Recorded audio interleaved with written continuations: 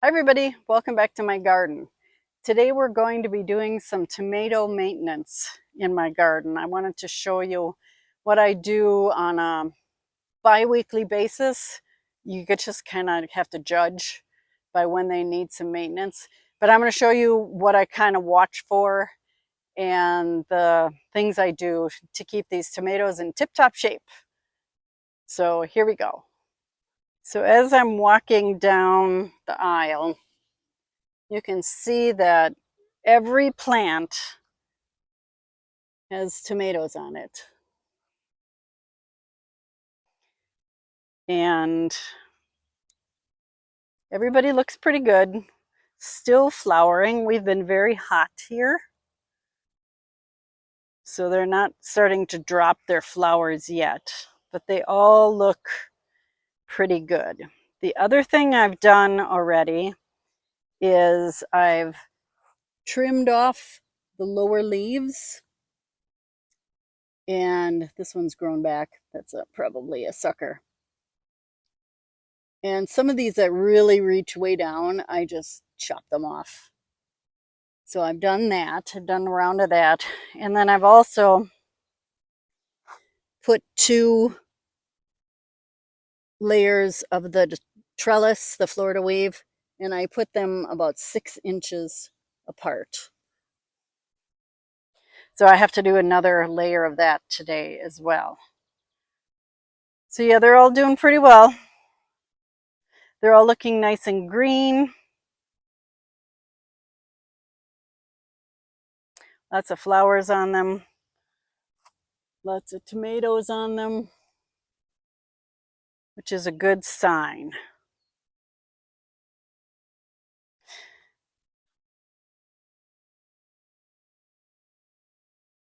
The thing I like to see is I don't see any yellowing of leaves, and I'll let you know why I think that is when I get there. Okay, let's go. Okay, so first thing I'm going to be doing is putting the twine on here. I ended up buying, this is called agricultural twine. They labeled it on Amazon's website as tomato twine, and it's just a really thin, I have no idea what it's made out of, probably polypropylene. So I'm going to use this. It's fairly cheap, so you don't have to worry about throwing it away at the end of the season. But I need to go one more course, which is up another 6 inches. So I measure up 6 inches. That's usually 3 or 4 of these, depending on where the previous twine was. I'm going to put that on there with fairly long tail. Then I'm going to walk this box all the way down.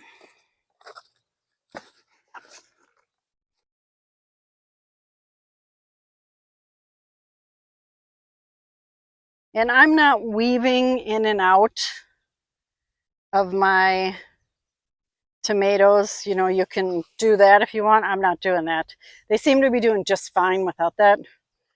So I'm just kind of making sure that I'm catching any leaves and then going up and around.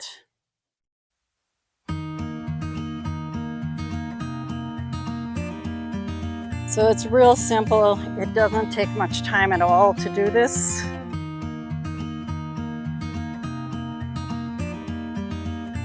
Then when I get down to the end, I just walk it back.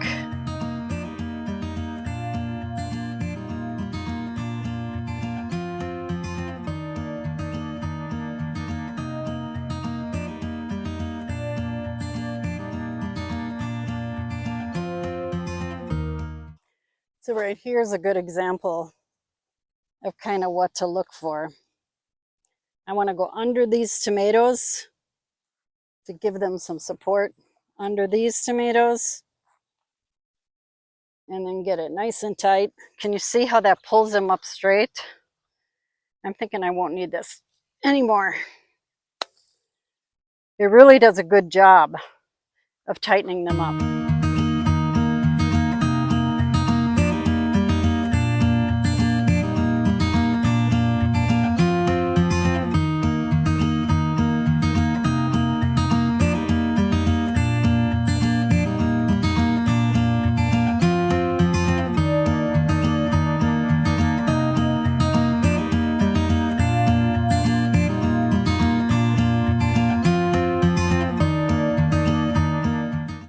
Okay, so these are all done for this week. Now I'll just go back and make sure I caught everything. You know, make sure the leaves I want are over. Like this one, I want this fruit underneath. And if you could see that there, it goes under the fruit. Offer it a little bit of support. That one looks good. This is Carolina Gold. It's like a short, stubby plant. And I've got some in the greenhouse that are not short and stubby, so that's weird.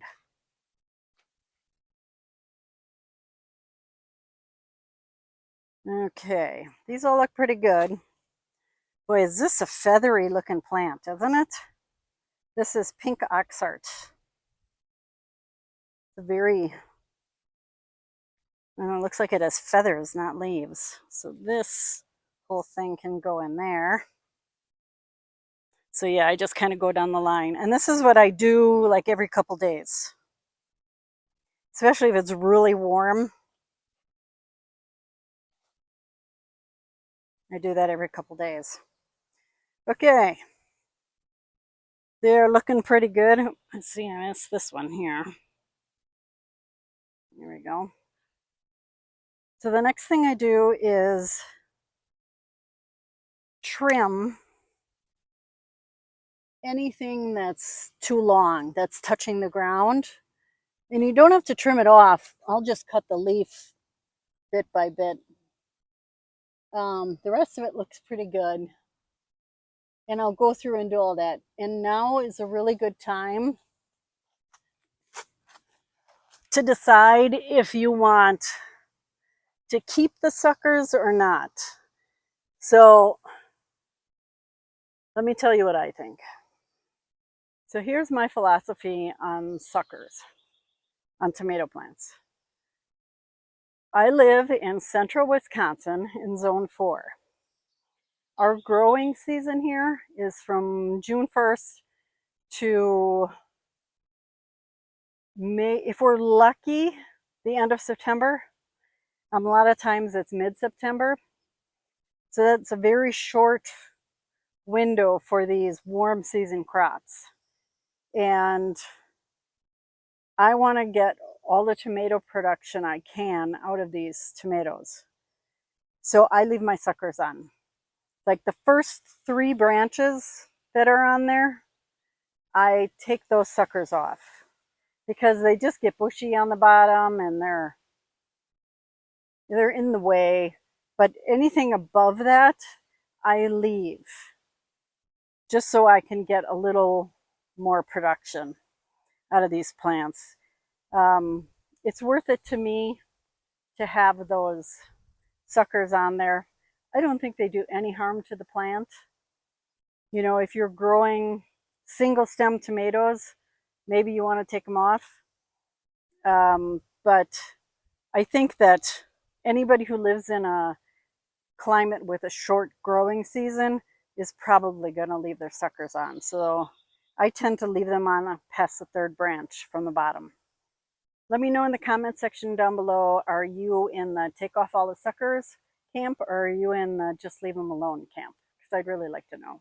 So the last thing I'm going to do is water or fertilize. I use a water soluble fertilizer. When I planted these plants, I gave them a slow release fertilizer. So now every 2 weeks I give them a water soluble. I give them a 5 count. That's how I measure. So it's 1, 2, 3, 4, 5. That way everybody gets the same amount. I use a fish fertilizer and a handful and a half of Epsom salts. There we go. And Epsom salts basically keep the leaves nice and green. They don't help with blossom end rot at all.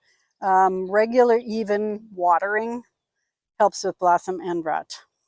So, and these plants definitely get regular even watering. So that's what I've done for the fertilizer. So that is it for my tomato maintenance. It's a pretty easy routine. Doesn't really take that long. The hardest part is lugging the water. That's the hardest part. Yeah, it's pretty easy and it keeps these plants healthy. Right now we're going through a drought here in central Wisconsin. Um, and it's been labeled as a severe drought, and I believe it because like the ground that's not watered is powder. It's just like sugar sand, which I never knew sugar sand was a thing, but it is. It's just so dry. But fortunately here in the garden, I have a really good watering system, and I've amended this sandy soil with a lot of compost. So the compost really helps retain moisture. It's doing its job. It really is. That, and I've kept mulch on everything. Normally I don't like to keep mulch over the top because it's harder to weed when there's mulch. But right now I need it because we aren't getting any rain. We had this like big line of thunderstorms come through the other night, and we got a whopping 0.07 inches of rain. It's just terrible. So I thought I'd get away from that by moving to central Wisconsin because they get a lot more rain than I used to in southeastern Wisconsin, but it tends to go north, like up toward Wausau in that area. I hope you guys are having good luck with your tomatoes. Let me know if there's something in your tomato maintenance routine that you do differently than I do. And I'd love to hear about it in the comments down below. So thank you so much again. Stay cool, everybody. It's going to be really hot this week. And until next time, happy gardening. Bye-bye.